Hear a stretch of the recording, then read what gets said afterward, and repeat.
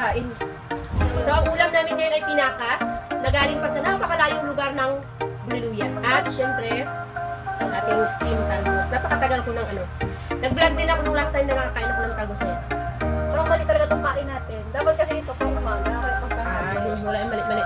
Ito pang gabi, kaya pag gabi, hindi ka naging matunawan. Mami kasi ang kain pag gabi, no? Pagkain. Pero hindi naman palagi. Kapag palagi ka nagdadaing, wala ka na rin ganang kumain ng daing. Masarap kasi ito, hindi siya masyado maalat. Hindi siya commercial drive. Yung commercial yung talagang namumutik sa alat. Kasi pag matagalang kung saan siya, Kapandagdag kilo na. Dagdag kilo. Ang sawa namin, kamatis at kalamansi, pero walang sili. Sayang. Ang sarap. Ang sarap ng daing lumalat. Pinababad ko pa ito sa tubig bago ko pinaprito kayo. Ano nilalap sa yung Buliluyan natin? Buliluyan somewhere in Mabalabak. Medyo dulo. Dulo ng South Palawan. Very healthy. Before, nung may tanim pa kami dito na hindi pa inubos ng ano, ng aming mga rabbit. Kami kong tanim dito eh. Palagi kami dito, nag-uulan. Pang mabilisan ito, napakasimpleng ulan pero napaka-nasustansya itong talbos. Dahil sa mga low blood.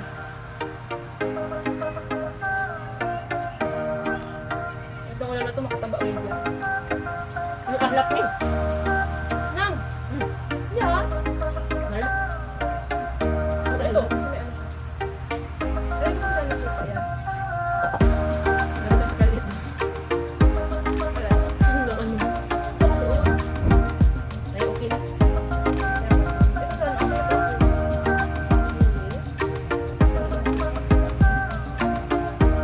Sana, lalabas na sana. Yan. Ayaw niya. The best talaga itong lang tigil kain ko kung may sili. Ay, hala, baliktad. Inasa oras. Natuloy ako. Baliktad, dapat ko.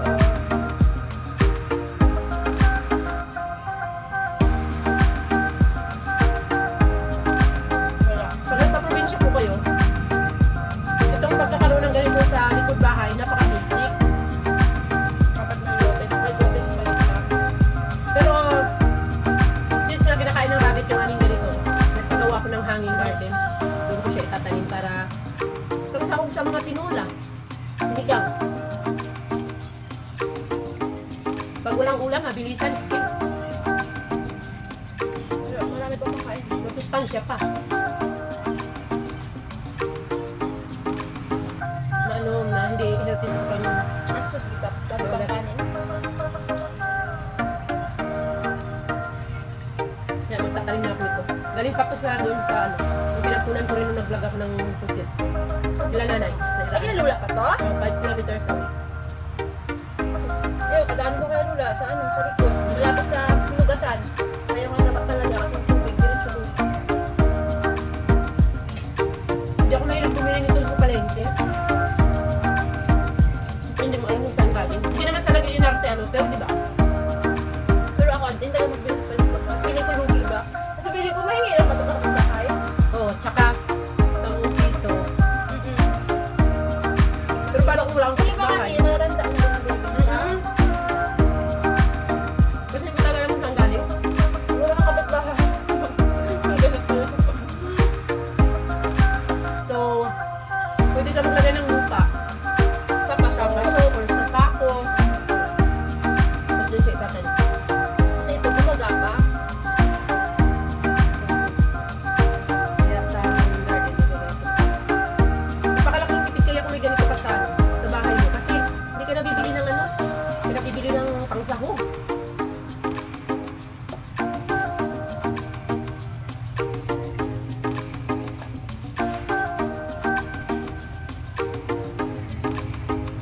Sarap ng daing.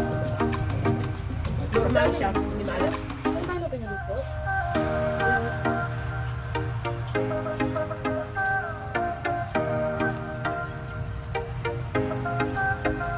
May naligaw pang isda. Ulam namin ganyan tanghaling Sabi ni Kevin daw sa